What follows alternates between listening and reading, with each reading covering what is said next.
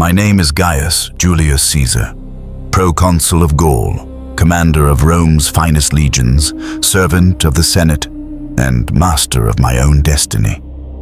I have marched across the lands of the Gauls with steel in hand, discipline at my back, and the eagle standards of Rome blazing above me. But there was a day, at the river Sabis, when even I, Caesar, felt the breath of ruin on my neck.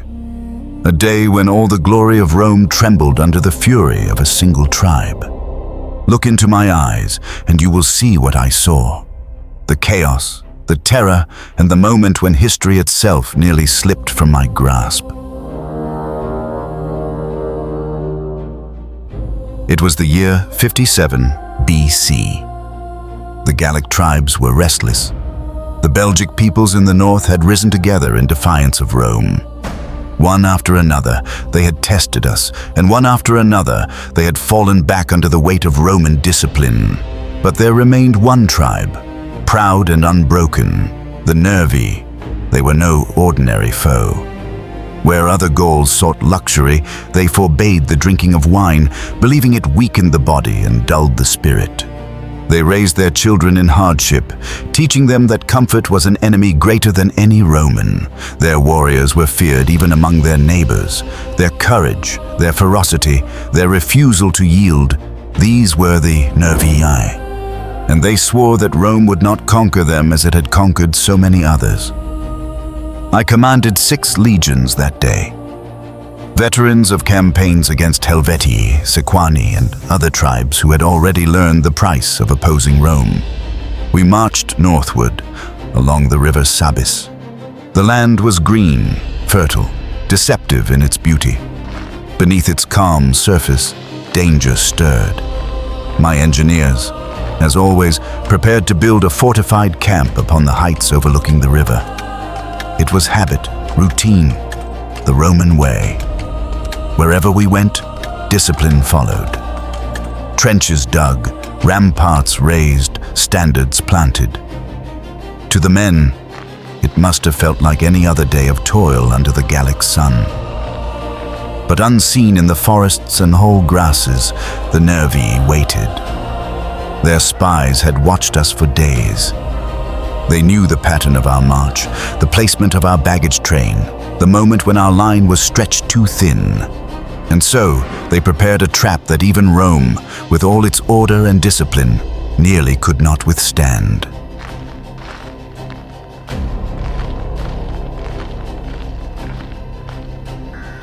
It began with silence. Birds scattered from the trees. A stillness fell over the field, heavy and unnatural. Then, like a flood breaking through a dam, they came. From every shadow, from every thicket and grove, the Nervii thundered down upon us. Tens of thousands of warriors, spears and shields glinting in the light, voices raised in a single terrible cry. My men were caught unprepared. Some were still digging, others tending the baggage wagons. The legions had not yet formed their lines. In a single heartbeat, order became chaos. The Nervi slammed into the baggage train first. Auxiliaries and camp servants were cut down, wagons overturned, supplies seized. Women and children who followed the army fled in terror. It was as if the gods themselves had unleashed fury upon us. I rode at once into the heart of the storm. "Form ranks to your standards," I shouted, voice hoarse against the thunder of battle. The 12th Legion faltered. The Nervi pressed them so hard that their line buckled. I saw their eagle standard, the very soul of Rome, sway in the grasp of the enemy. To lose it would mean disgrace eternal, a stain no victory could wash away. I spurred my horse forward into the thick of the melee. Blades rang against shields, dust choked the air, men screamed in Latin and in the tongue of the Gauls. "Soldiers!" I cried, "will you surrender your honor to barbarians?" "Hold the line. Rome does not break." The words struck their hearts like iron. With a roar, they closed ranks, shields locking, swords stabbing in disciplined rhythm. Still the Nervii came on, wave after wave, like a tide determined to drown us. Everywhere I looked, the field was chaos. The 7th Legion fought in knots, men clinging to survival, their pillar spent, their swords slick with blood. The baggage guards had been driven back, and the enemy swarmed around the flanks. Yet even in that chaos, the discipline of Rome endured. Veterans of the 10th Legion, my most trusted soldiers, pushed through the fray to reinforce the faltering line.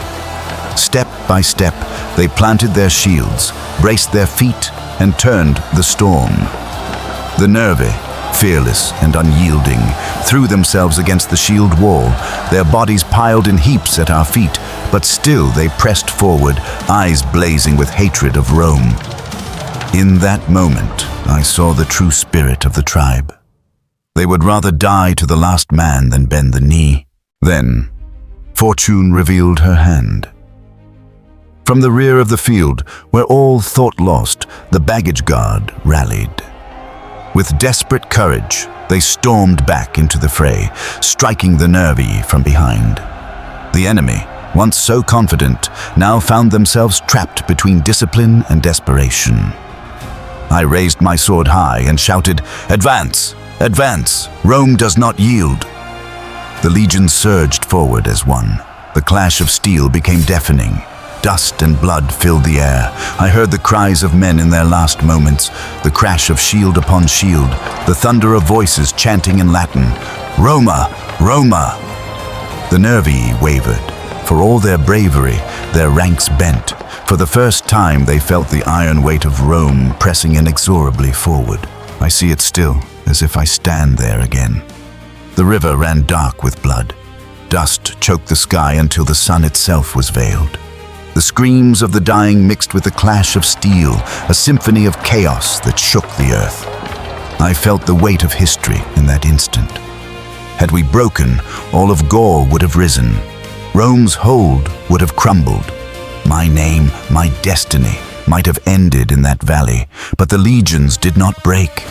Step by step, shield by shield, sword by sword, they pushed the Nervi back. Until at last, the line of barbarians shattered, and the flood that had so nearly drowned us broke against the rock of Roman discipline. When silence finally fell, the field was red with blood. Of 60,000 Nervi, only a remnant remained. Their senators came before me, not begging for mercy, but weeping for their people. They lamented not their own lives, but the death of their nation. I, Caesar, had shattered the fiercest tribe of Gaul. The victory was mine, but it was a victory etched in sorrow and respect. And yet, I tell you this, not with triumph, but with memory heavy on my soul. The Nervi I fought with a courage that Rome itself might envy. They were my enemy, yes, but worthy of honor. In their fall, I saw the price of empire. For every triumph, a people broken, for every victory, a shadow cast upon the future. I am Julius Caesar, and this was the Battle of the Sabis. Remember it well. For Rome was forged not by steel alone, but by the will of men who refused to bow. If you would walk with me through more battles, if you would see history through the eyes of those who shaped it, then join me. For the march of Rome is far from over.